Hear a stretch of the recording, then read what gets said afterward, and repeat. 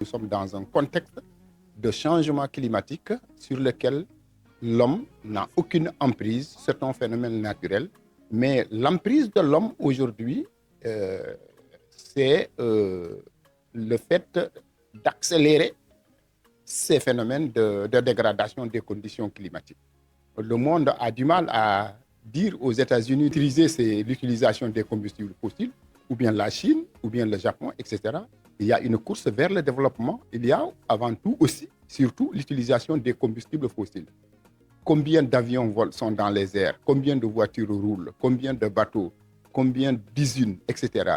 Tout cela, à l'échelle annuelle, ça rejette combien de gaz à effet de serre pour détruire les couches protectrices de la basse atmosphère. Et le changement climatique, ça signifie la dégradation des écosystèmes, de l'environnement et des niches écologiques. Donc, les bases qui fondent la nourriture, c'est le recul des paysages végétaux, entraîne le recul des sols. Les sols, ce sont les unités pédologiques, les unités morphopédologiques en tant que support de la biomasse végétale et de la biomasse animale. Et c'est nous, les pays, ce qu'on appelle pays pauvres ou pays en voie de développement, quel terme utiliser, qui souffront le plus parce que nous sommes des pays fondamentalement agraires. Si tu prends le Sénégal, le Mali, etc., nos pays sont des pays fondamentalement agraires, c'est-à-dire que nos activités sont tournées directement vers l'exploitation des ressources primaires, l'élevage, l'agriculture, la pêche, etc., etc.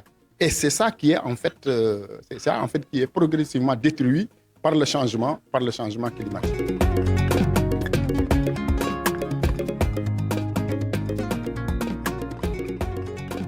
On constate ce qui se passe, la configuration actuelle du monde, que ce soit dans la CEDEAO, dans l'Afrique, mais dans le monde. Les changements climatiques sont la principale cause de la conflictualité, mais aussi de la sécurité alimentaire.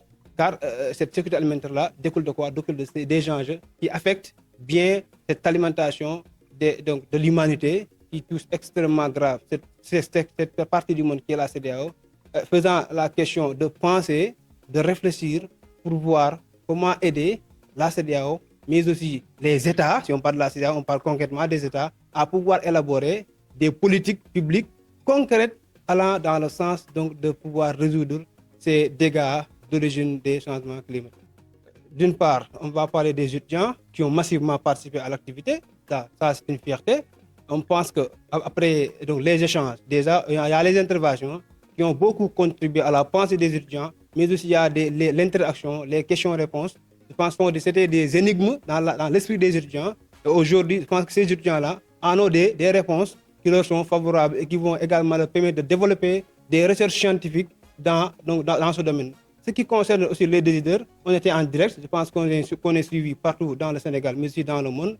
Et ce qui est sûr est que l'importance des interventions et des résultats des questions-réponses va aider en premier lieu le Sénégal, qui est notre pays. Le Sénégal dirige actuellement la commission de la CEDEAO. Et si cette commission-là est conservée par les acteurs sénégalais, ça va être une migration de ces décisions-là qui vont permettre aux acteurs de la CEDEAO, aussi bien dans le monde, de pouvoir utiliser ces recommandations-là pour la définition, pour l'élaboration des politiques publiques. Donc il faut qu'il y ait une cohésion d'ensemble pour comprendre le comportement des paramètres et mettre en place un dispositif d'ensemble ouest-africain pour protéger les traits de côte de façon durable. C'est très important de collaborer.